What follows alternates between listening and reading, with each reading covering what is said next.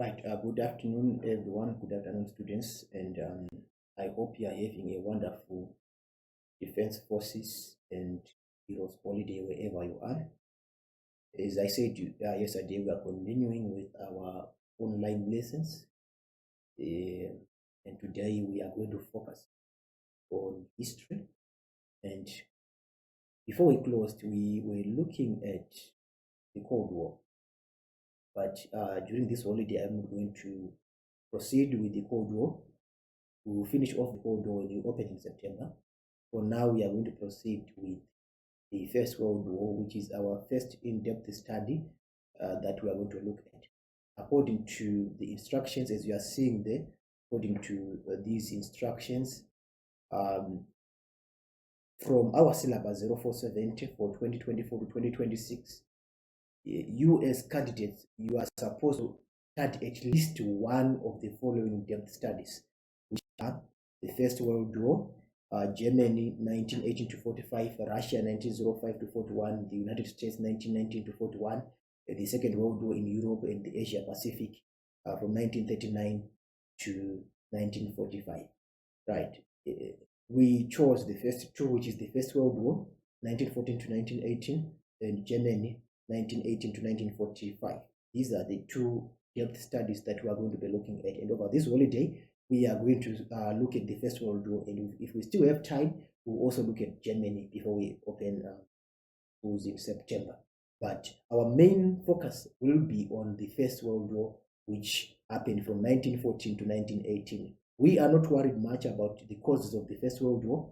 We are much worried about the cause of the First World War from the day it commenced in 1914 to the day it ended in 1918. So basically, this is what we are going to be looking at during the course of this holiday. So the first question that we have to answer is, why was there a stalemate on the Western Front? A stalemate is a situation when two opposing parties or two opposing warring parties have reached a situation where they are not either gaining or losing ground.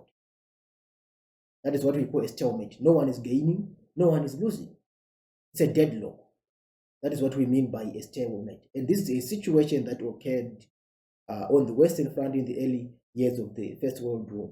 And for us to understand this situation, it is very important for us to understand the background to the beginnings of the First World War. The First World War was a war that was at first premised on what we call the Schlieffen Plan, which was a battle plan by Germany. And this Schlieffen Plan, its aim was to make sure that Germany would not fight a war on two fronts. So what was it? Let us look at it in detail so that you have a basic understanding of the Schlieffen Plan and how it was supposed to actually operate. Now, the Schlieffen Plan, we are looking at this column, which is what was it. The Schlieffen Plan was a brainchild of a German chief of staff known as Count von Schlieffen. Germany had long feared a war on two fronts, with France to the west and Russia to the east. And in 1905, Count von Schlieffen, the chief of the German general staff, prepared a plan to avoid having to fight on both fronts at the same time. So von Schlieffen believed that due to the terrible state of the country's road and in its inefficient railway line, Russia would take about 6 weeks to mobilize its troops in response to an attack by Germany. And in that meantime, the German armies would quickly knock France out of the war and then turn its attention to Russia. Now, there was a problem that the border with France was well defended by strong French fortresses, but the border between France and Belgium was very weak because Belgium was not a threat to France. Rather, Germany was a threat to France. That is why France had made sure that its borders would be well defended, but was actually a bit weak when it tried in terms of strengthening its borders with Belgium, because to her, Belgium was not a threat, but Germany was, right? So Belgium was a neutral country whose neutrality had been guaranteed by the great powers, including Britain in 1839 during the Treaty of London. So in an event of a war, Belgium had said, no, I'm not going to involve myself in support of either powers, whether it's Germany, whether it's Britain, whether it's France, whether it's USA. In event of any war in Europe, Belgium had said, no, we are not going to take any party. We are going to be neutral in any hostilities, right? So von Schlieffen decided to ignore this treaty of neutrality by Belgium. He decided to attack France through Belgium, as the Belgian army was small. To Belgium, they were not worried much about having a very strong army. They were not much worried about that because they declared neutrality. So they thought that they were not going to be attacked by any other country, right? So their army was actually very small, right?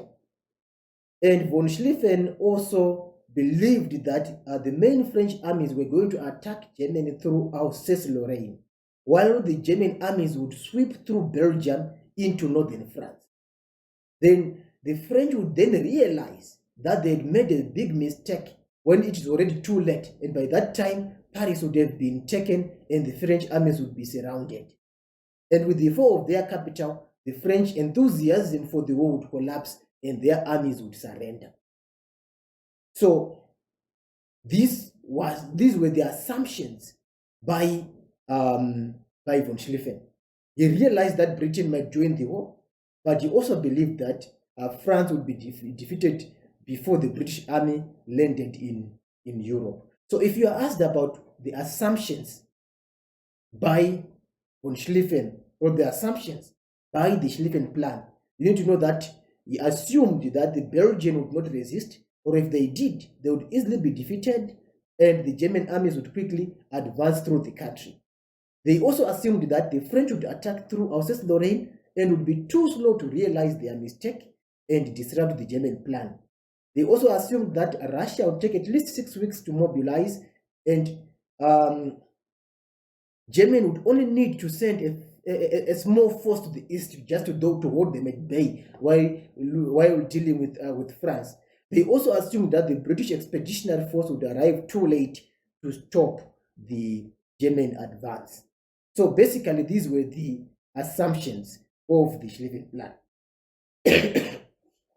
Now, why did the Schlieffen plan fail? Why did the Schlieffen plan fail?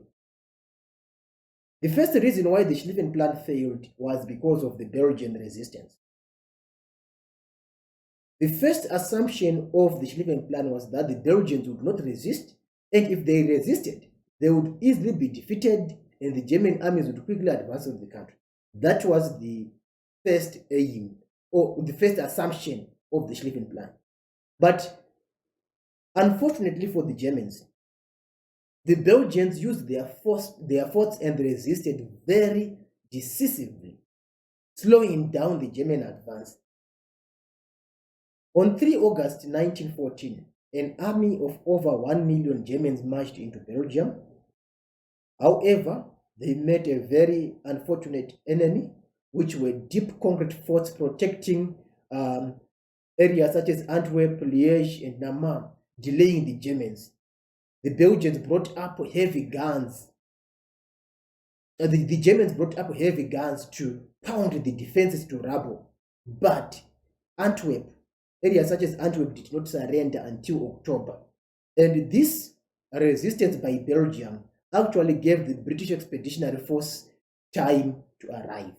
This is the first reason why the Schlieffen plan failed. The second reason why the Schlieffen plan The second reason why the Schlieffen plan failed was because of the changes that were made to the plan by von Moltke. Was what had happened is that in 1913, von Schlieffen had died, and in his dying words, he had urged his contemporaries to keep the right wing of the German army very strong. He urged that the right wing of the German army should be 6 times stronger than any other. However, the new German commander, with von Moltke, ignored this advice, and the army was not strong enough to carry out the plan.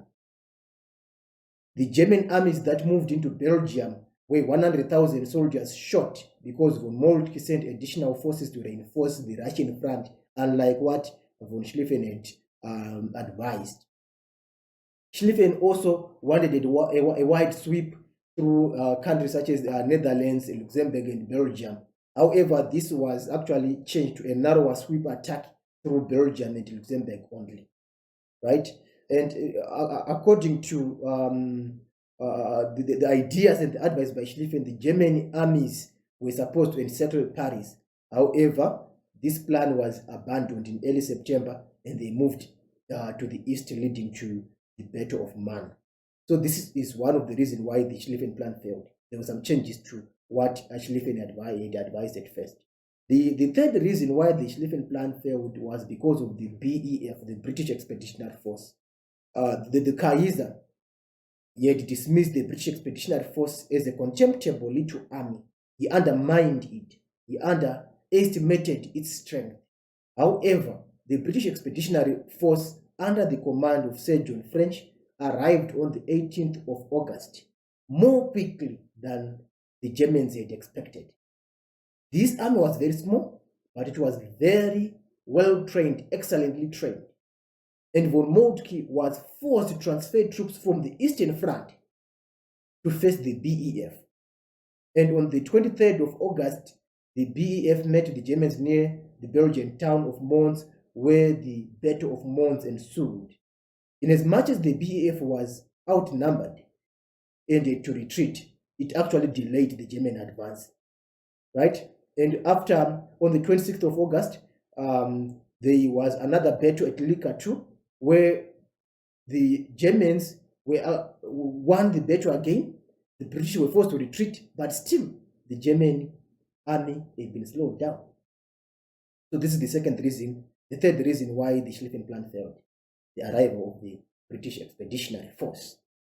The third reason why the fourth reason why the Schlieffen plan failed was because of exhaustion. They had been delayed by the rebellion resistance, and they had faced the British Expeditionary Force at Mons. They'd also faced the British Expeditionary Force at Likatu. So these advance and failures and continuous battles between Belgium, Germany, and Britain actually took its toll on German soldiers, and they were now very exhausted. And to make matters worse, the nature of the resistance by the French actually worsened the situation for them. As anticipated by Schlieffen, the French attacked through Alsace-Lorraine, and they suffered very heavy casualties as had been anticipated in the first place, right? However, the delays that had been achieved by the Belgians in Belgium and the British Expeditionary Force actually gave the French time to move their troops towards Paris and make a stand at the Marne River between the 5th and the 19th of September 1914. What France actually did was to transport all soldiers, every available soldiers, from Paris to the front line. And the British used reconnaissance balloons and spotted a gap between two German armies and the BEF. And the BEF and the French armies counter-attacked into this gap. And the battle lasted for over a week. The German armies were forced to fall back to a safe position, which was 60 kilometers north of River Ain. So these are the key reasons why the Germany Schlieffen plan failed. The first reason being the Belgian resistance, the second reason being the changes to the Schlieffen plan by von Moltke, and the third reason being the German exhaustion, the fourth reason being the arrival of the BEF, and the last reason being the French resistance. So these are the key reasons why the Schlieffen plan failed. And you have to know and understand each of these reasons. Now, let's look at the effect of the failure of the Schlieffen plan, right? The Battle of Man that was fought between Germany, the BEF, and France at the River Man signaled the failure of the Schlieffen plan, and it resulted in the replacement of von Moltke by another new German commander known as Erich von Falkenhayn on the 25th of October 1914. After the Germans had been pushed back from the River Man to the River Ain, they then started to dig along the River Ain, building machine gun posts and trenches. So the failure of the Schlieffen plan resulted in the formation of, in the advent for the first time in the history of warfare, of a new type of warfare known as the trench warfare, right? And this started along the Western Front. And the Germans were forced to revert to Plan B, which was the race to capture the Channel ports. Basically, this is what we have on the Schlieffen plan. This is what we have on the Schlieffen plan. As you can see on the map here, this is the map of Germany, Belgium, and France. The German soldiers were supposed to move from Germany into Belgium and from Belgium into France, but they were delayed by the Belgians in Belgium. You can see we have two guys here. Germany is this on this highlighted picture, as you can see here. This one is Germany with this big rod here, threatening to attack another country. Actually, what is happening, what we have in this situation is this small guy is Belgium, this big guy is Germany. And Belgium is actually standing up to the bully, who is Germany, saying, no, you're not going to pass through my country. Whatever we want to do with France, deal with it with France, not with me. If you want to attack France direct, not through me. So Belgium is saying, no thoroughfare. No one is going to pass through my country to attack another country. And he's standing up to the bully, who is Germany. As you can see, we have the statement, bravo, Belgium. He's standing up to Germany, who was trying to bully it into submission. So that's the basics. Maybe just a summary of what we have looked at. In 1905, the Field Marshal Alfred von Schlieffen, who was the chief of the German General Staff, proposed the German battle plan to attack and defeat France within 6 weeks. The plan was to attack France through Belgium, then proceed to Russia.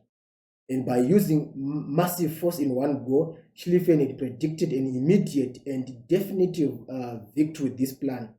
And the plan's main strategy was to hold the Russian-German borders with Austro-Hungarian allies. And the plan was also aimed at neutralizing both countries before Germany got caught up in a war with them, right? So France and Russia had close relations, so it was likely that the two countries would be allies in the event of a war. And France's main line of defense was the fortifications of its town. So the plan assumed that Russia would be slow to mobilize because of its under-organized army or disorganized army, its poor road networks, its poor rail networks, the nature of Russia at the time. It actually underestimated the resilience of the Russian army.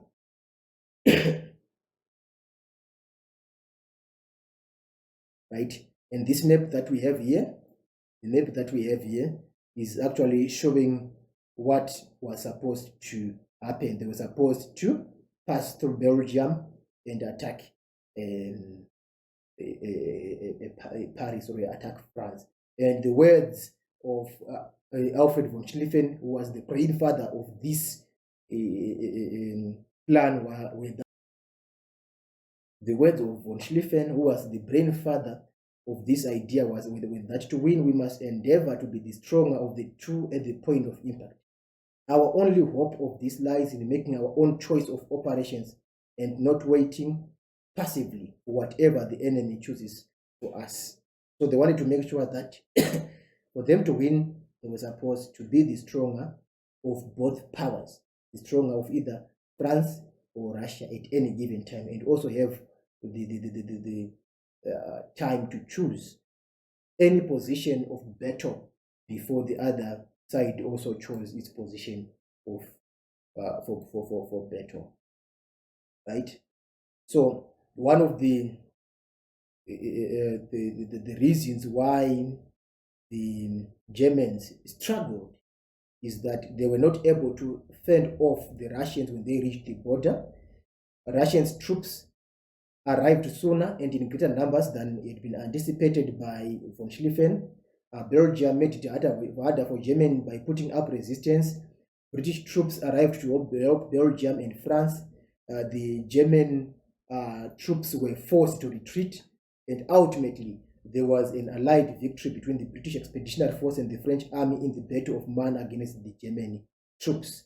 And all this, we can also attribute this failure to some of the modifications that were made by the new German Chief of Staff, who was Roland von Moltke, who modified the Schlieffen Plan before implementing it on 2 August 1914, reducing the size of attacking troops. And these modifications can then be blamed for the plan's failure.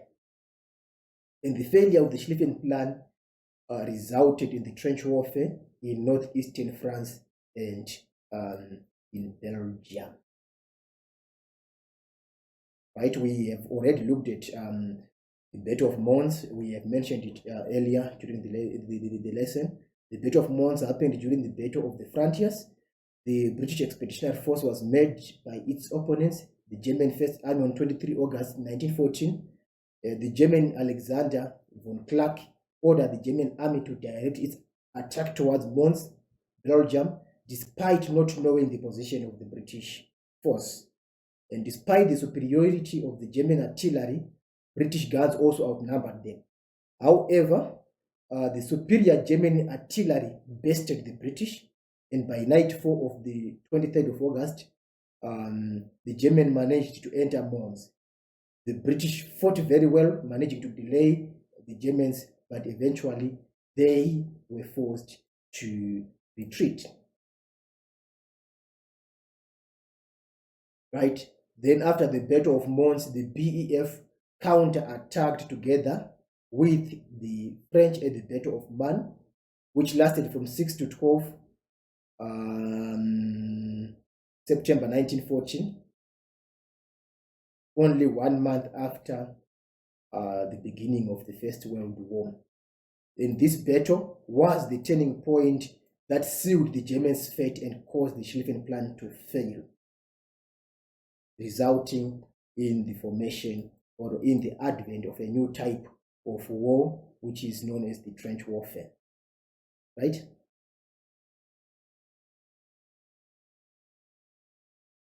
So basically, that's that on the Battle of Mons, the Battle of Marne, and the advent of the trench warfare. We are going to look at the advent of the trench warfare, or at the trench warfare, in the next lesson. That is what we are going to be looking at. I am going to upload a list of questions on the Schlieffen Plan, its failure, its assumptions, on the website, and you need to make sure that you answer all the questions on the website and you submit them so that I mark them and assist you if you are facing any challenges in any area. Have a good day.